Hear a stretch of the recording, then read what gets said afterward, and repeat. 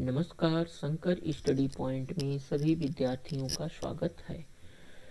आज हम लोग पर्यावरण के भाग 8 से टॉप 100 क्वेश्चंस को करेंगे। मेरा नाम आलोक तिवारी। चलिए शुरू करते हैं।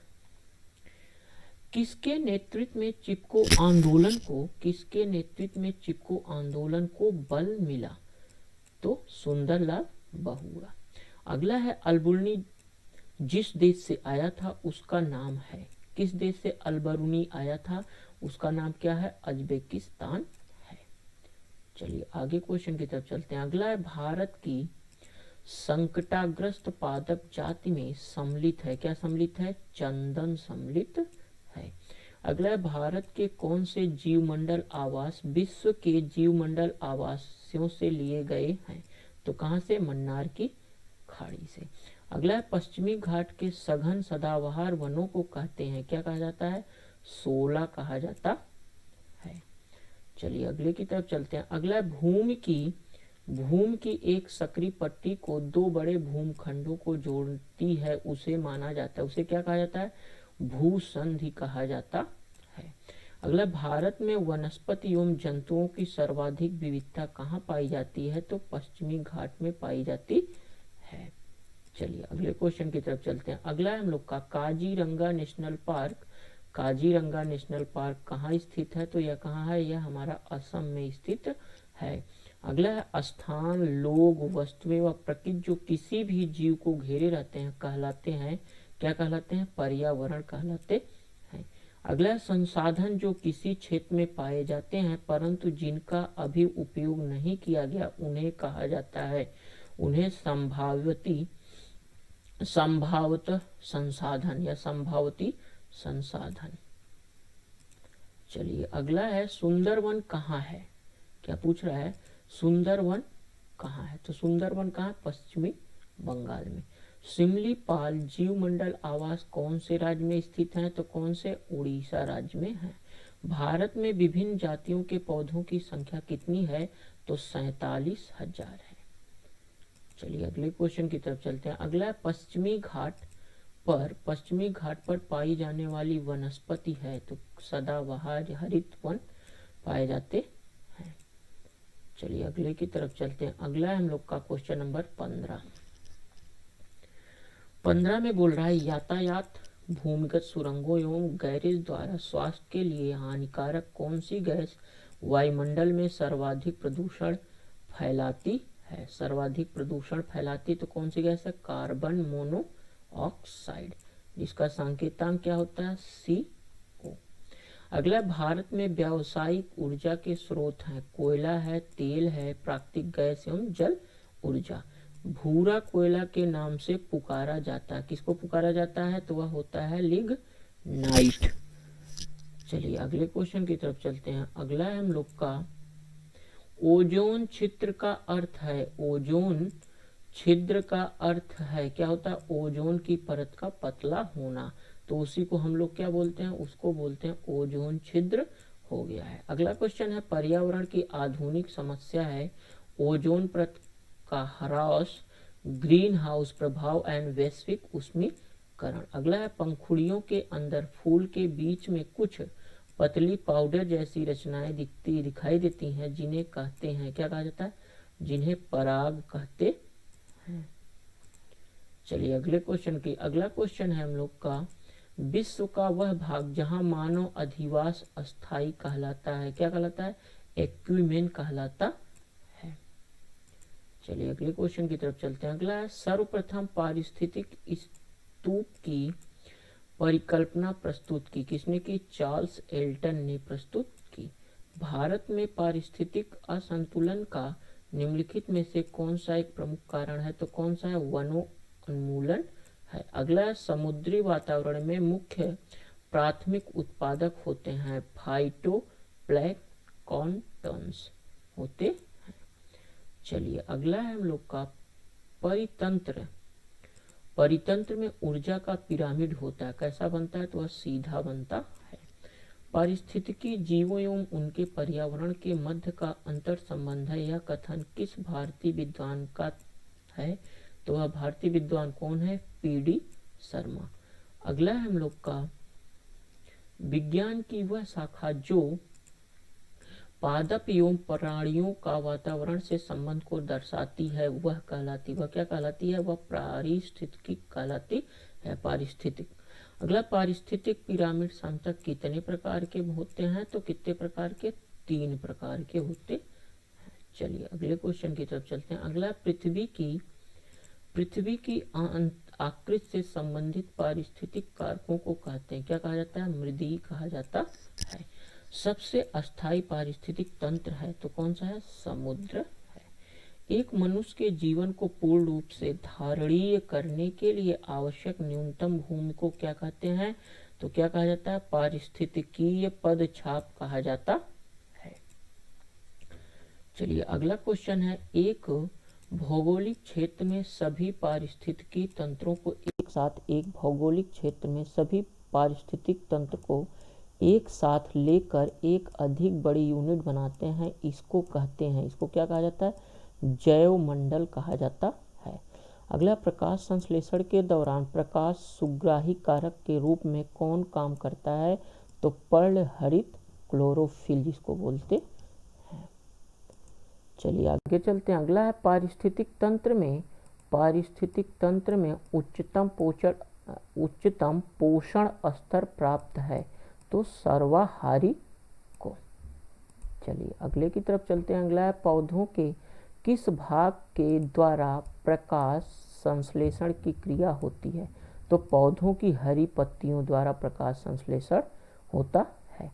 प्राकृतिक तंत्र का विकास कहलाता है, क्या कहलाता है? तंत्र की स्वसंतुलित। प्रकाश संश्लेषण की क्रिया होती है कैसी? हरित लवक में होती है। चलिए आगे चलते हैं।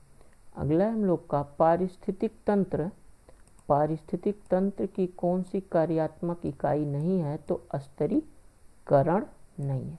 मृत जीव किस पर आधारित रहते हैं? तो मृत एवं अपघटित पदार्थों पर होते हैं। शेर, पक्षी, सांप एवं वृक्ष हैं जैविक कारक होते हैं। चलिए अगला है, प्राकृतिक तंत्र का विकास कहलाता है, क्या कहलाता है? तंत्र की स्वसंतुलित। वे जीव जो अपने आहार तथा जीवन निर्वाह के लिए दूसरे जीवित जीवों पर निर्भर रहते हैं, क्या कहलाते हैं? वह परजीवी कहलाते हैं। चलिए आगे चलते हैं। अगला हम लोग का वन के पेड़ों की छालों पर उगे मिलते हैं, उन्हें क्या कहा जाता है? उनको हम लोग क्या कहते हैं? लाइकेन। जो पेड़ों पर उगे रहते हैं या छाल पे उग जाते हैं, ऊपर कहीं उग जाते हैं, तो उन्हें हम क्या कहते हैं? लाइकेन कहते हैं। प्राकृतिक तंत्र के विकास की व्याख्या की जाती है तंत्र के स्वसंतुलित विकास के आधार पर की जाती है। प्रकाश संश्लेषण के दौरान कौन सी गैस उत्सर्जित होती? तो ऑक्सीजन गैस उत्सर्जित होती है। चलिए अगला है, प्रकाश संश्लेषण की क्रिया में प्रकाश ऊर्जा रासायनिक ऊर्जा में परिवर्तित होती है। प्रकाश संश्लेषण के लिए आवश्यक क्या है? तो कार्बन डाइऑक्साइड आवश्यक है। वह प्रक्रिया जिसके द्वारा पौधे अपना भोजन बनाते हैं कहलाती है, वह कौन सी प्रक्रिया होती? प्रकाश संश्लेषण की क्रिया होती है। चलिए, प्रकाश संश्लेषण की क्रिया संपन्न होती है नीले एवं लाल रंग की रोशनी के क्षेत्र में। अगला क्वेश्चन है हम लोग का, प्रकाश संश्लेषण की क्रिया में पर्णहरित की भूमिका है, कैसी होती है? प्रकाश ऊर्जा को अवशोषित करने में। अगला है, प्रकाश संश्लेषण की क्रिया के दौरान सबसे पहले किस यौगिक का निर्माण होता है? तो वह यौगिक कौन सा है? फास्फोग्लिसरिक अम्ल होता है। चलिए अगला है, किसी एक भौगोलिक क्षेत्र के सभी पारिस्थितिक तंत्र को बृहद रूप में क्या कहते हैं? तो उन्हें हम लोग जीव मंडल कहते हैं। लोटिक पारिस्थितिक तंत्र किसका उदाहरण है? तो किसका है? पौंड का होता है। अगला है, एक कृत्रिम पारिस्थितिक तंत्र निरूपित किया जाता है तो कृषि भूमि द्वारा निरूपित किया जाता है।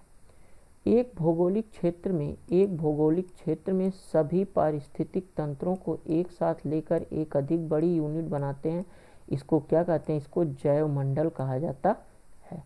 विश्व का वह भाग जो मानव अधिवास के लिए बिल्कुल अनुपयुक्त है वह कहलाता है, वह क्या कहलाता है, वह हमारा कहलाता है एक्यूमेन कहलाता है। क्या कहलाएगा? एक्यूमेन। अगला है, घास भूमि किस पारिस्थितिक तंत्र में शामिल किया जाता है? तो स्थली में शामिल किया जाता है। अगला, समुद्री परितंत्र के किस वर्ग में जैव निम्नीकरण का कार्य सर्वाधिक होता है? फाइटोप्लैंक्टन होता है। अगला, हैदराबाद में स्थित हुसैन सागर झील में किस जीव की वृद्धि से नष्ट हुई? तो जलकुंभी की वृद्धि से जो हुसैन सागर झील था वह क्या हो गया था? नष्ट हो गया था। चलिए अगला क्वेश्चन है हम लोग का, हमारे पर्यावरण का अजैविक तत्व है क्या? वायु। अंतरिक्ष यान में बनाया गया परितंत्र होता है कैसा? कृत्रिम परितंत्र होता है। फाइट्रोन एक पद्धति है जिसके अंतर्गत हम लोग नियंत्रित जलवायविक दशाओं में पौधों का विकास करते हैं। चलिए अगला है, प्राकृतिक तंत्र के विकास की व्याख्या की जाती है कैसे? तंत्र के स्वसंतुलित विकास के आधार पर की जाती है। चलिए अगला है, दो जीव सबसे अच्छे मित्र हैं और साथ रहते हैं। इनमें एक आवास, जल तथा पोषक तत्व प्रदान करता है जबकि दूसरा भोजन बनाता है एवं प्रदान करता है। जीवों के इस प्रकार के संबंध को क्या कहते हैं? इस पदार्थ को हम क्या कहते हैं? संबंध को सहजीवन कहते हैं। वह स्थान जहाँ छोटे जंतु जैसे दीमक, मक्खी, केचुए आदि उनके स्वभाव के अनुसार पाले जाते हैं उन्हें क्या कहते हैं? टेरेरियम कहा जाता है। चलिए अगला है, पारितंत्र का गतिक हृदय कहलाता है ऊर्जा प्रवाह व खनिज चक्र कहलाता है। एक तालाब पारितंत्र में बड़ी मछलियां, कछुए, मेढक होते हैं जिन्हें द्वितीय श्रेणी के उपभोक्ता कहते हैं। जीवाणु, एक्टिनोमाइसीज व कवक को कहते हैं प्राथमिक उपभोक्ता कहते हैं। चलिए अगला क्वेश्चन है हम लोग का, मरुस्थल में उगने वाले पौधे कहलाते हैं जीरोफाइट्स कहलाते हैं। अपघटन किस पोषण स्तर के जीव हैं? तो पोषण स्तर 4 के जीव होते हैं। अगला है, पारितंत्र में अजैविक व जैविक घटकों के मध्य की योजना कड़ी है कैसी होती? जैव संरचना होती है। पादप वृत्ति सबसे उपयुक्त है दोमट मिट्टी में। पौधे किस प्रकार का जल अवशोषित करते हैं? तो केशिका जल यहाँ पे लिखा है, केशिका जल या कोशिका जल। चलिए आगे की तरफ चलते हैं। अगला हम लोग का, मरुस्थल पादप अधिकतर होते हैं। मरुस्थल पादप अधिकतर होते हैं कैसे? मांसल होते हैं। पारितंत्र में ऊर्जा का पिरामिड कैसा होता है? सदैव सीधा होता है। एक तालाब में पारितंत्र में जीव भाग का पिरामिड होता है कैसा? उल्टा बनता है। चलिए अगला है हम लोग का, घास स्थली तथा वन पारितंत्र में जीवन भार का पिरामिड होता है तो कैसा होता है? वह सदैव उल्टा होता है। खाद्य जाल में ऊर्जा का प्रवाह होता है एक दिवसीय होता है। चलिए अगला क्वेश्चन है, एक खाद्य स्तर के दूसरे खाद्य स्तर में जाने पर ऊर्जा का ह्रास होता है कितने प्रतिशत? तो 90% होता है। सर्वप्रथम पारिस्थितिक स्तूप की परिकल्पना प्रस्तुत की किसने? चार्ल्स एल्टन ने प्रस्तुत की। चलिए आगे चलते हैं। अगला हम लोग का, सूर्य प्रकाश में उगने वाले पादपों को कहते हैं क्या कहा जाता है? आर्त्रोपोडिप्ट। अगला है, अधिक वर्षा वाले उष्ण क्षेत्रों में भारी वर्षा होती है अतः वहाँ वन होते हैं, सदाहरित वन होते हैं। चलिए, उन क्षेत्रों में जहाँ ग्रीष्म में भारी परंतु शरद ऋतु में कम वर्षा होती वहाँ वन मिलते हैं कैसे? घास वन मिलते हैं। वायुमंडल का वह क्षेत्र जिसमें बादलों का बनना, बिजली कड़कड़ना, तूफानों व आंधियों का होना पाया जाता है किस मंडल में होता है? तो यह हमारा क्षोभ मंडल में होता है। चलिए अगला है हम लोग का, लवणीय मृदा में उगने वाले पादपों को क्या कहा जाता है? तो उन्हें हेलोफाइट कहा जाता है। क्या कहा जाता है? हेलोफाइट कहा जाता है। अगला है मृदा परिवर्धन को कहते हैं क्या? मृदा जनन। अगला, बृहद जलाशयों में अधिकतम तापमान होता है ऊपरी स्तर में। अगला, दृढ़ पर्णी यहाँ पे क्या लिखा है? दृढ़ पर्णी वन क्षेत्रों की विशेषता है शरद ऋतु में भारी, ग्रीष्म ऋतु में कम। चलिए अगले क्वेश्चन की तरफ चलते हैं। अगला, वे मृदाएं जिनमें विभिन्न पोषक विलायकों को की इष्टतम साध्यता पाई जाती है उसे कहते हैं सुपोषी। मृदा में उपस्थित अपक्षयित होते कार्बनिक पदार्थों को कहते हैं ह्यूमस। अगला हम लोग का उपजाऊ लोम मृदा में बालू और मृतिका का आदर्श अनुपात होता है तो 50% बालू और 50% मृतिका। चलिए अगले क्वेश्चन की तरफ चलते हैं। अगला हम लोग का नाइट्रोजन यौगिकरण करने वाला जीवाणु है क्या है? एज़ोटोबैक्टर होता है। अगला है हम लोग का पारितंत्र का गतिक हृदय कहलाता है। क्या कहलाता है? ऊर्जा प्रवाह तथा खनिज चक्र। पारितंत्र में होता है ऊर्जा तथा खनिज दोनों की हानि होती है।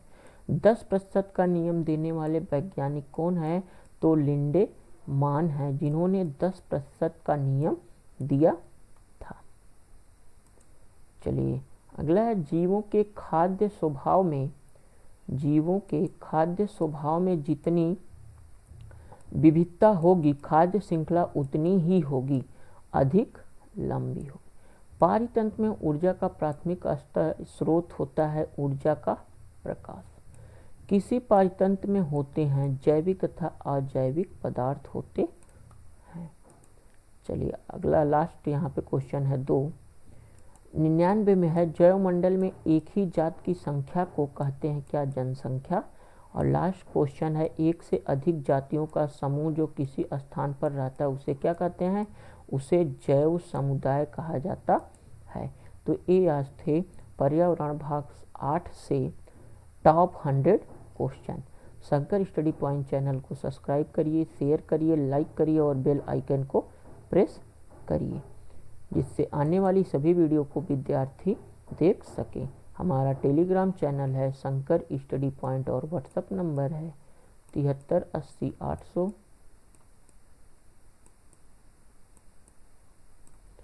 644। थैंक्स।